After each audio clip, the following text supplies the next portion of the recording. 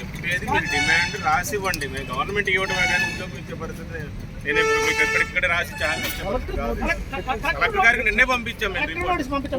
అదే మీరు ధర్నా చేసి మీరు ఏదైతే చెబుతున్నారో డిమాండ్ పేపర్ కొరకు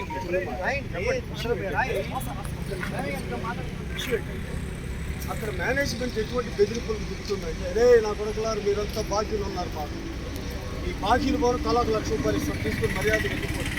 ఈ బెదిరింపులు వస్తూ ఉన్నాయి, మాట్లాడదాం బాధ్యతలు బెదిరించే పరిస్థితి ఉన్నాయి. చెబుతున్నారు దాని గురించి మాట్లాడదాం.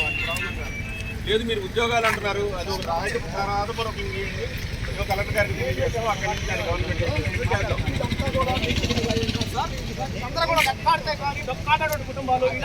పంపించాం.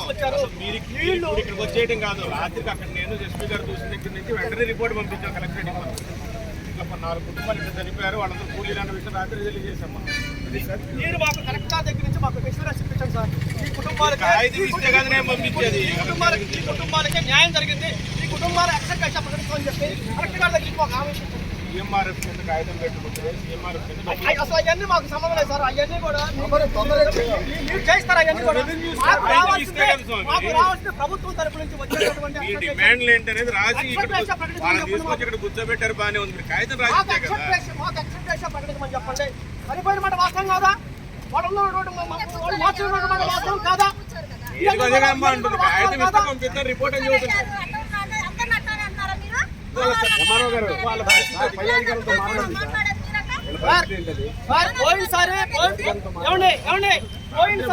పోయినసారి తూర్పుగోదావరి జిల్లాలో శేఖర్ అమ్మారావు గారు పోయినసారి తూర్పుగోదావరి జిల్లాలో మా పిల్లలు చనిపోతే ఆ కుటుంబంలో ఒకరికి మున్సిపాలిటీలో జాబ్ ఇచ్చారు. ఆ కుటుంబానికి ప్రతి ఒక్క కుటుంబానికి 25 లక్షల రూపాయలు ప్రకటించారు. ఆ రకంగా ఇక్కడ ఎందుకు జరగట్లేదు మేము అడుగుతా ఉన్నాం తప్ప, మా రైతు మీద కాపాడుకోవడానికి అడుగుతున్నాను తప్ప కావట్లేదంటలేదు స్వామి. మీరు రాసి నేను పంపిస్తాను.